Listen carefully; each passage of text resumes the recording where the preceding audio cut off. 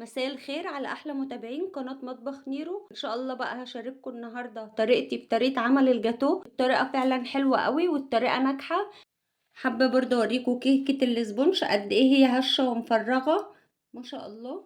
بالدقيق العادي عملنا الجاتو في البيت، عملناه بطريقة سهلة جدا. ان شاء الله الطريقة تنال اعجابكم. لو اول مرة تعمليه ان شاء الله تظبط معاكي من اول مرة، لان المقادير مظبوطة بالشعرة. تعالوا بقى نسمي بسم الله ونشوف المقادير والطريقة.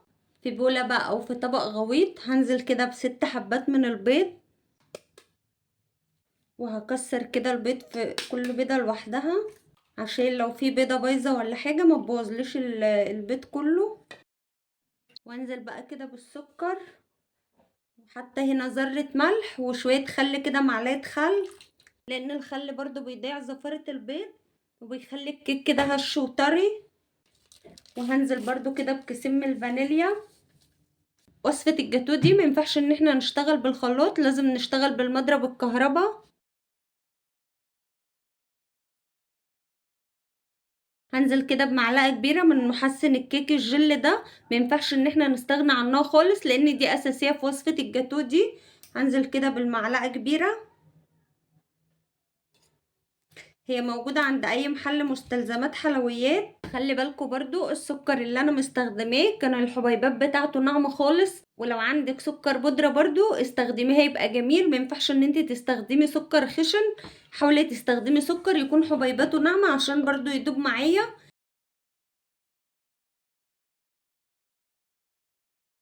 وهنزل بقى كده بكوبايه الا ربع من الميه الساقعه، بصوا ميه ساقعه متلجه. هنزل كده بكوبايه الا ربع، وهخليه نضرب بقى لحد ما الخليط ده يفتحها خالص. عماله اضرب بقى في الخليط بتاعي لحد ما بقى كده، ولسه هضربه تاني بس حبيت اوريكم برضو المرحله دي. بصوا لازم الخطوه دي، لو ما عملش كده معاكي وعملتيه ضربتيه كده ضربتين وخلاص الاسبونش مش هينجح معاكي، مستحيل كده ينجح معاكي. لكن بصوا القوام، وانا لسه هكمل ضرب تاني. انا بضرب شويه واريح المضرب شويه عشان برضو المضرب ما يبص مني.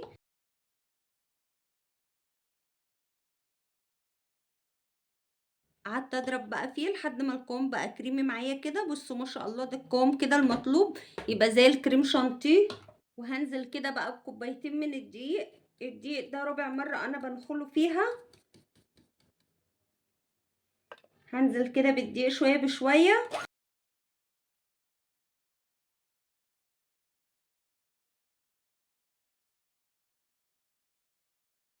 خلي بالكوا برضو يا بنات لازم الدقيق يتنخل كذا مرة عشان يدخل كده هوا بين ذرات الدقيق، عشان الاسبونش برضو يبقى كده هاشش كده ومفرغ من جوه، ما يبقاش مكتوم وتقيل. هبدأ اضرب بقى تاني.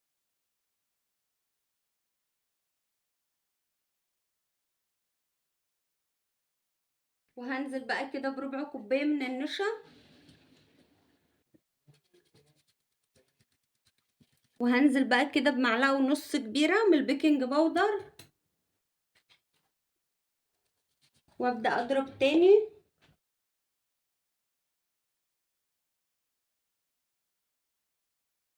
بصوا ما شاء الله اللهم بارك، كده خلصت ضرب في كيكة الاسبونش.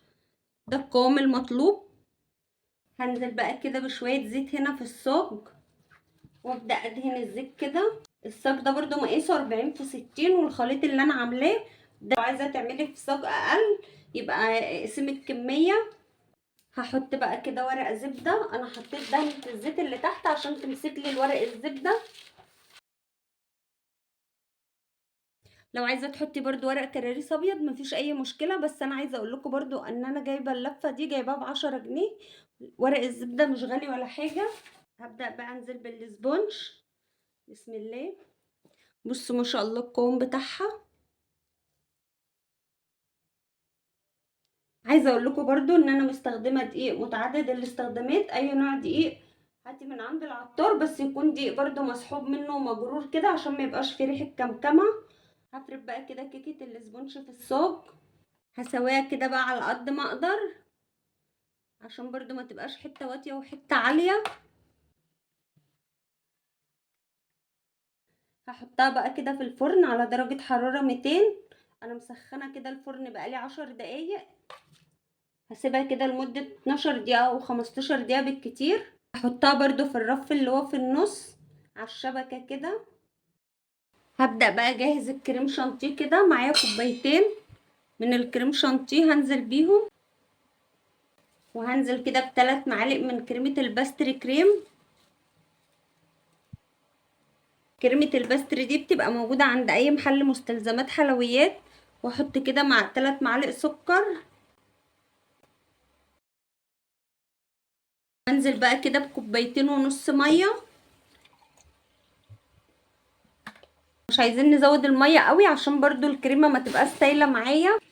بس خلي بالك ان المية اللي انت هتستخدمها في الكريم شانتيه لازم تكون ساقعة متلجة. كده انا خلصت ضرب الكريم شانتيه بالشكل ده، بقى بالقوام ده كده. بصوا ما شاء الله، مستحيل ان هو ينزل لان القوام بتاعه متماسك جدا. هركنه بقى كده على جنب. وكيكة الاسبونج اول ما طلعت من الفرن قمت مغطياها كده بفوطة وبورق كده زبدة من على الوش، يعني 15 دقيقة بالظبط وطلعيها. حتى لو هي ما خدتش لون معاكي ما تقلقيش خالص، لان هي اصلا بيبقى سمكها صغير خالص قد كده، فمش بتحتاج تسوية كتير. بصوا ما شاء الله اللهم بارك، حلوة قوي. واول ما تطلع من الفرن غطيها على طول، ما تسيبهاش عشان ما تنشفش برضو. هبدأ بقى كده اقسمها عشان احط الطبقات على بعض. انا عندي المعلقة الخشب دي، هي دي اللي انا هقيس بيها. هقيس كده تمام. ادي اهي كده، هي دي كده هنقسمها. حطيتها بقى، جبت كده صاج تمام وحطيتها على ظهر الصاج لان انا ما عنديش صينيه كبيره بالحجم ده. وبعدين قمت بقى عامله شربات كده اللي هو بتاع الحلويات. حطيت كوبايه سكر عليها كوبايه ميه وسبتها تغلي لمده بالظبط 7 دقايق تمام. وقمت جايه واخده كده 3/4 كوبايه عشان اسقي بيها الكيكه. وبقيت كميه الكوبايه السكر وكوبايه الميه سبتها تغلي. بصوا القوام ده بقى، ده هحتاجه برضو في الكيك. هقول لكم دلوقتي هنعمل بيه ايه. يعني الشربات عملته على مرحلتين. اول مرحلة عملته كده لمدة 7 دقايق سبته يغلي عشان عايزاه يبقى خفيف كده عشان هنرش بيه الكيكة. حطيت بقى الشربات اللي انا عملته هنا في الازازة دي. البخاخة دي انا عاملاه للحلويات والمعجنات. لو لقيتي برضو الشربات مش ماشي معاكي في البخاخة زودها شوية مية كده من الفلتر. هنزل بقى كده بسم الله. هبدأ بقى احط الكريم شانتيه بسم الله. كده سويت طبقة الكريمة بالشكل ده. مش مهم اسويها قوي لان احنا كده كده هنحط عليها تاني طبقة سبونج. الخطوة دي بتخلي الكيكة كده بتبقى طرية وجميلة وبتدوب في البق دوب كده. هحط بقى كده تاني طبقة كريمة. انا سويت كده وش الجاتوب دي تمام. معايا برضو قشرة البطاطس دي فيها الناحية المشرشبة دي برضو. هعمل بقى كده وش الجاتوب بيها. بعدين بقى اسوي الجاتوه بالشكل ده. طبعا الحاجات اللي طالعه دي كله هيتاكل، الاطفال الصغيره هتاكلها، مفيش حاجه تترمي. هبدأ بقى كده اقطع الجاتوه. لو انت عايزه برضو تسيبها كده بالشكل ده وتبقى تورتايه وتزينها على انها تورتايه هتبقى جميله برضو.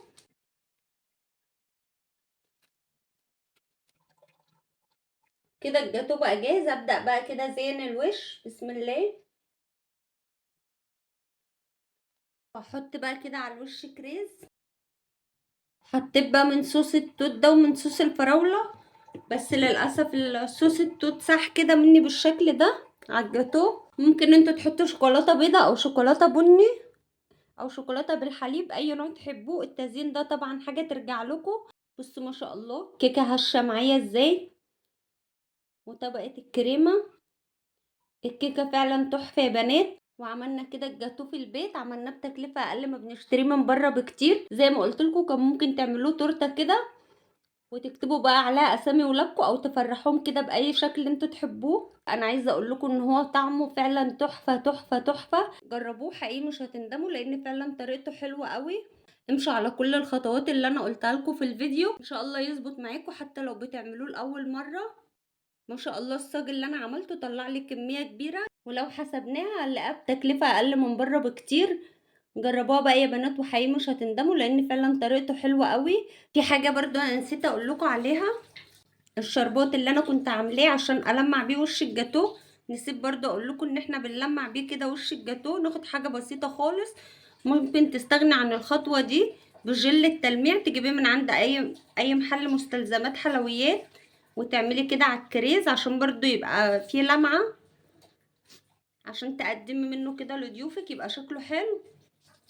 تمام. ولو برضو حاطين على الوش فاكهة، لازم خطوة جل التلميع او العسل عشان برضو الفاكهة ما تسودش معايا. بدهن بقى كده على وش الكريز وعلى وش برضو التفاح. ممكن تحطي تفاح، ممكن تحطي فراولة، ممكن تحطي موز، اي نوع فاكهة تحبي تحطيه حطيه. ممكن تحطي اللي هو الكمبوت ده برضو بيبقى جميل قوي. لو انت هتحطي فواكه او يقعد في التلاجة كام يوم لازم الخطوة دي. انا برضو حبيت اصورها معاكم تاني لان انا نسيت اقولها لكم في الفيديو. حتى بصوا بتدي لمعة جميلة كده، ومش لمعة بس طعم حلو كمان. طبعا ده اللي بقى من الكمية اللي انا كنت عاملاها ما شاء الله اللهم بارك. كده بقى خلصت وصفتي النهاردة. اتمنى يكون الفيديو نال اعجابكم، ولو عجبكم بقى الفيديو ما تنسوش تشتركوا في القناة عشان يوصلكوا كل جديد. اشوفكم بقى على خير في فيديو جديد.